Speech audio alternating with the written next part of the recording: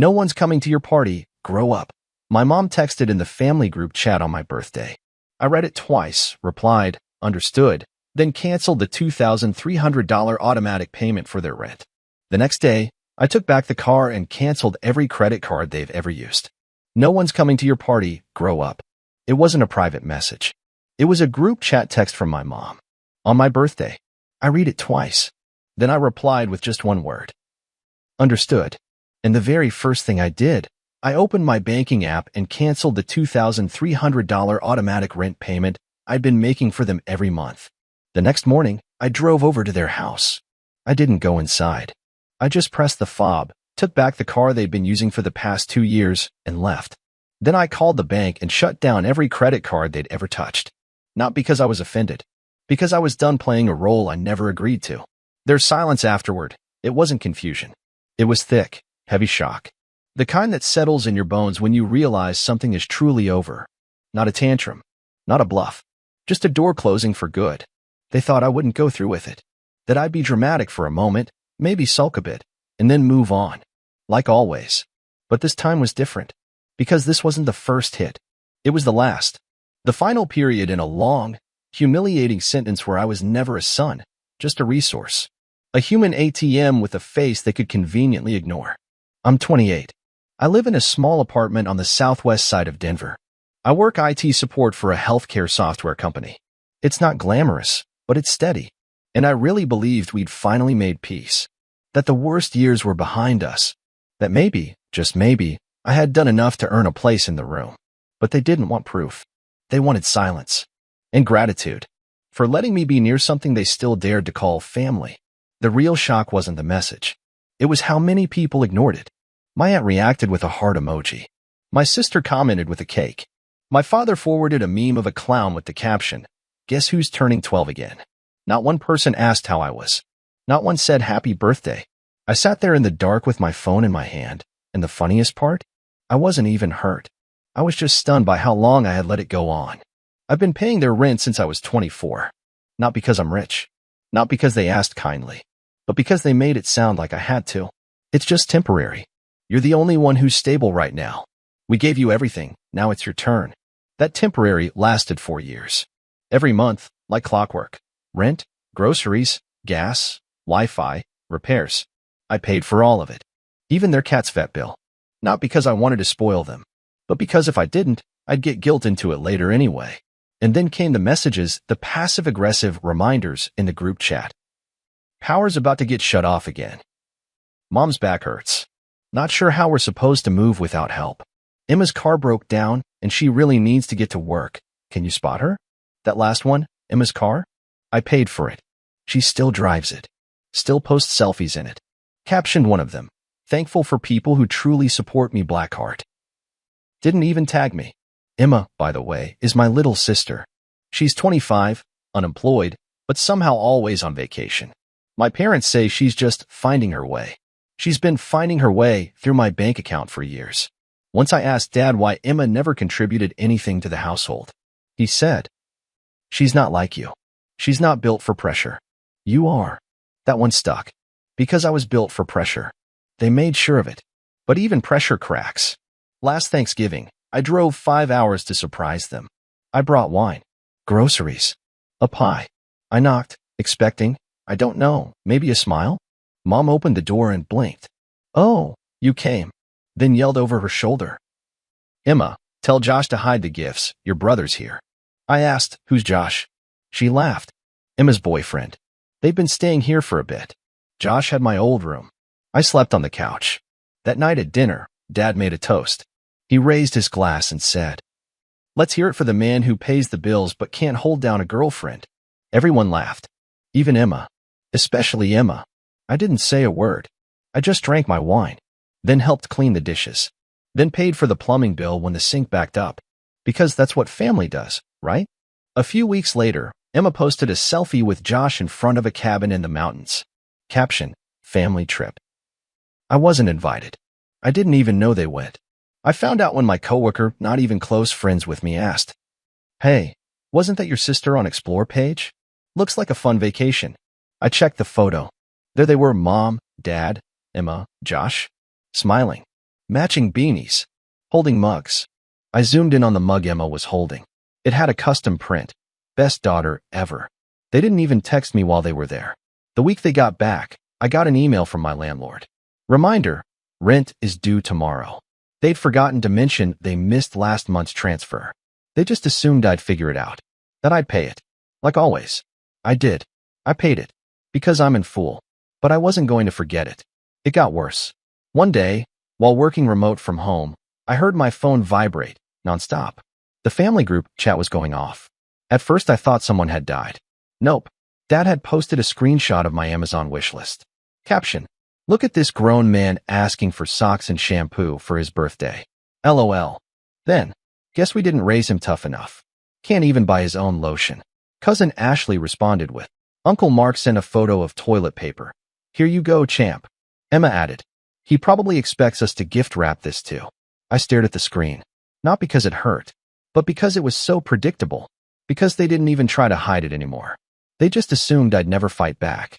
So I didn't. Not yet. But I started collecting. Screenshots. Messages. Emails. Proof of everything. The rent. The bills. The times they lied. The times they used my name for applications. Even the time I found out, by accident, that my mom used my credit score to sign up for a Target card. When I asked her why, she said, it's not a big deal. You weren't using it. When I told her that was illegal, she snapped. Don't threaten me, Mr. IT man. You'd be nothing without this family. The next week, I found out Emma had told her friends I was on the spectrum. Not true, but believable enough to spread. She said it made me easier to explain. And still, I stayed silent. I paid. I worked. I smiled. But I was building something. Quietly. And they had no idea. Because when you build in silence, your explosion becomes their earthquake. It happened on my birthday. Again.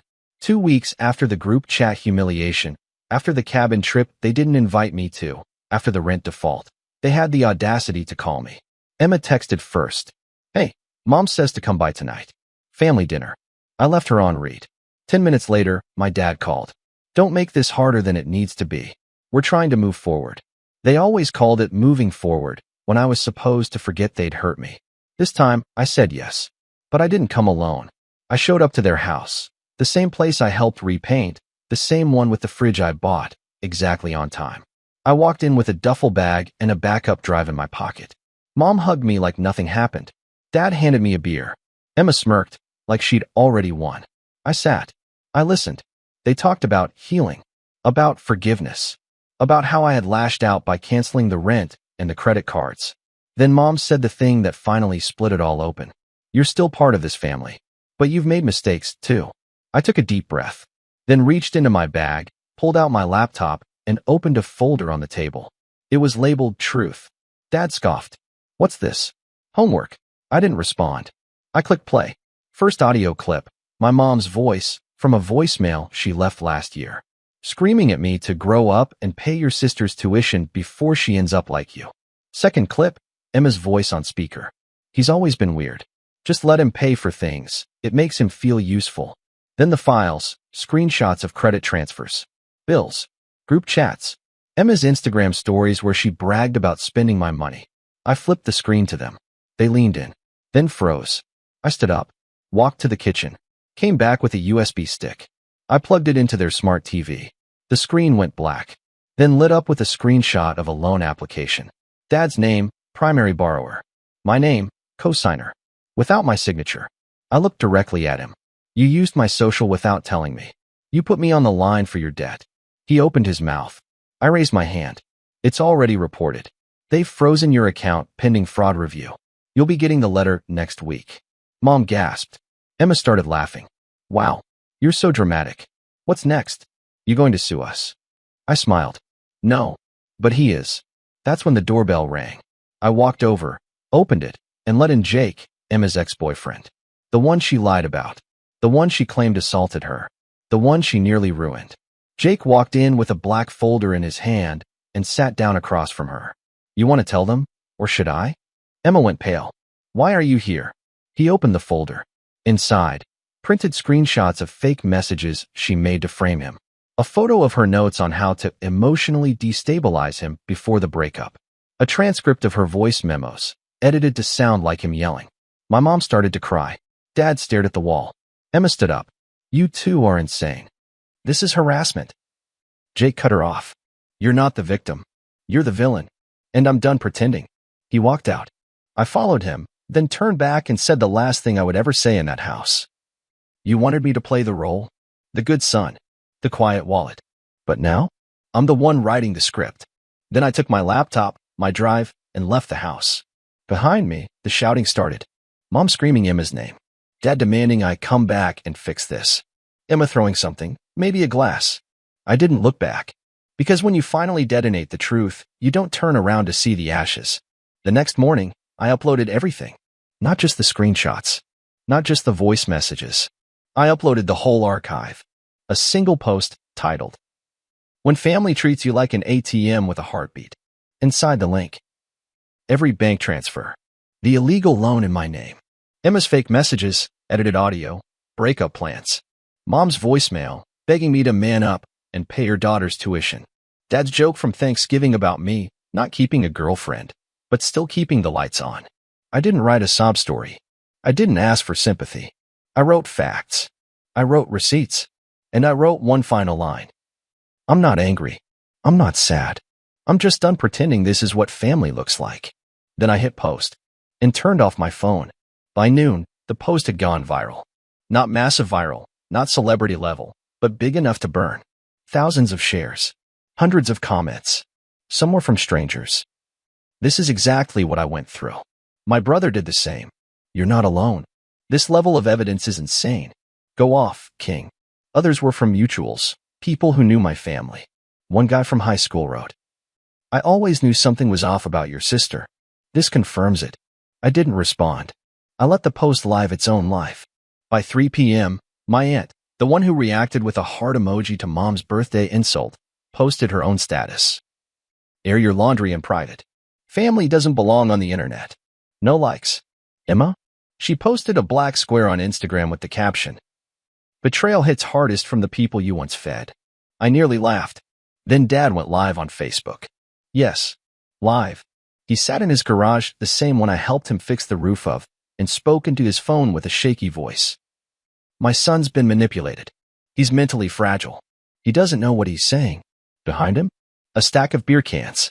He went on to say he forgave me. That families make mistakes. That he hoped we could heal.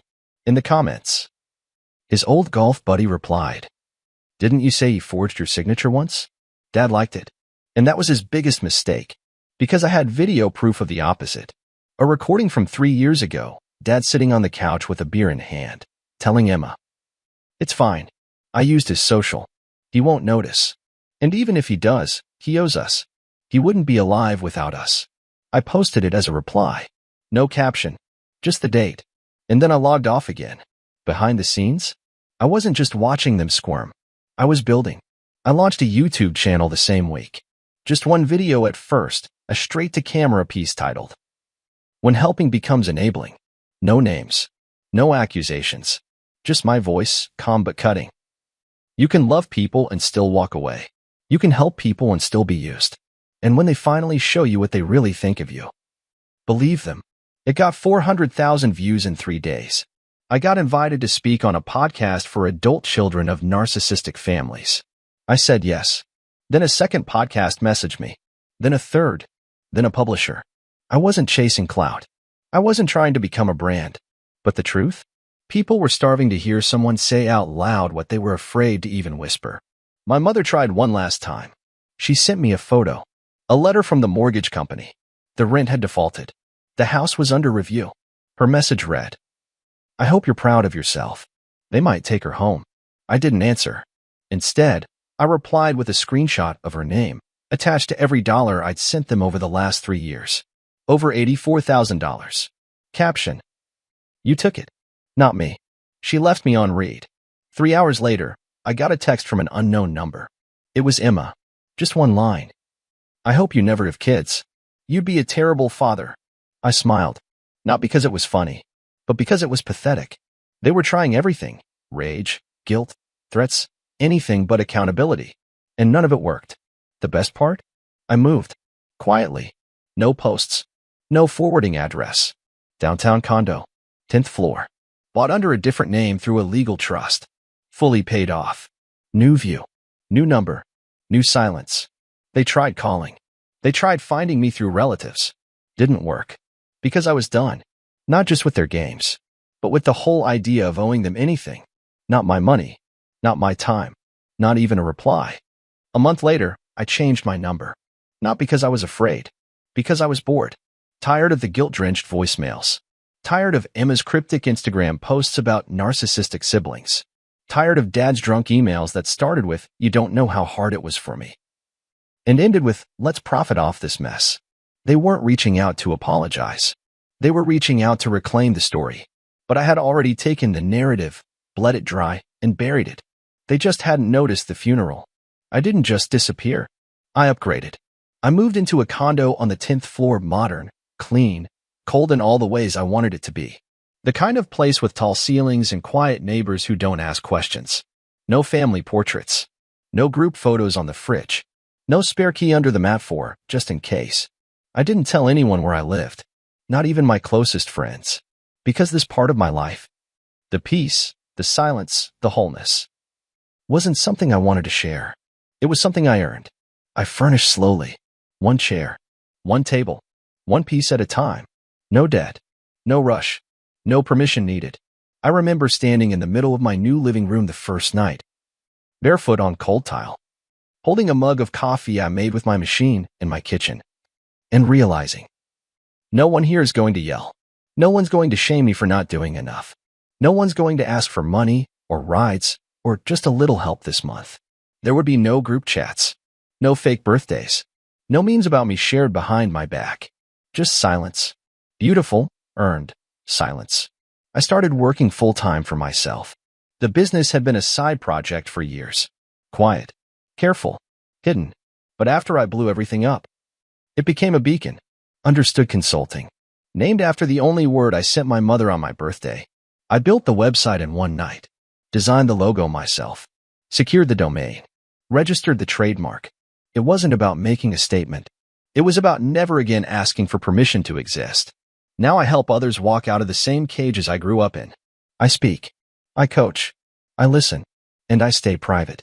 Because my life isn't a reality show for my family to watch and twist. It's not a redemption arc they get to hijack. It's a fortress with locked gates and motion sensors. And I sleep better than I ever have. 3 weeks after I moved, I received a manila envelope at my P.O. box. Inside, a handwritten letter from Mom. Slanted cursive. Floral stationery. Red ink.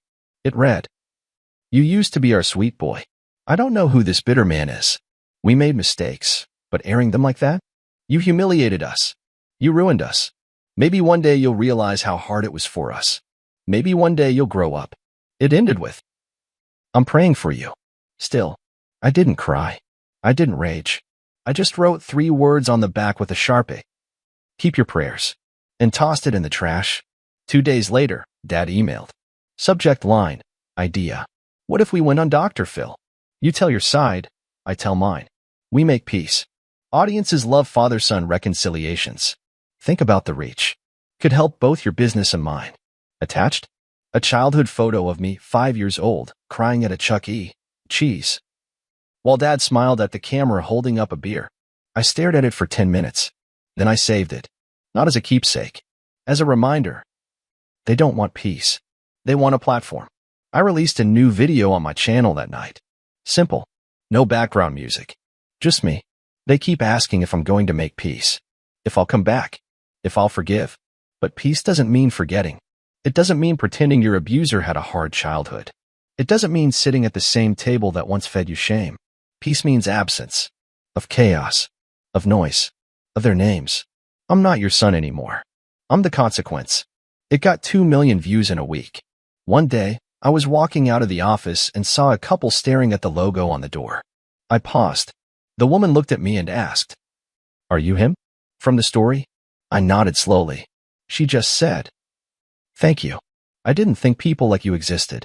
That moment, that tiny moment, meant more than all the birthdays I ever begged them to remember. Because I no longer needed them to clap.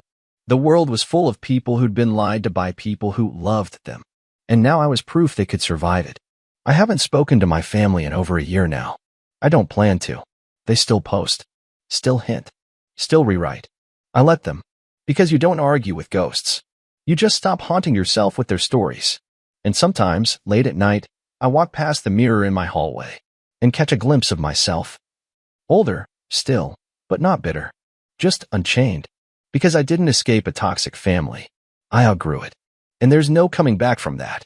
Ever. The shop plaque still hangs in my office. Steel plate. Brushed finish. For perfect screws. We don't rebuild what broke you. We build what frees you. Underneath it now, a second, smaller sign I had custom made last week. Guess who's not turning 12 again? And every time I see it, I smile. Because this year, the party's mine. And no one uninvited gets in.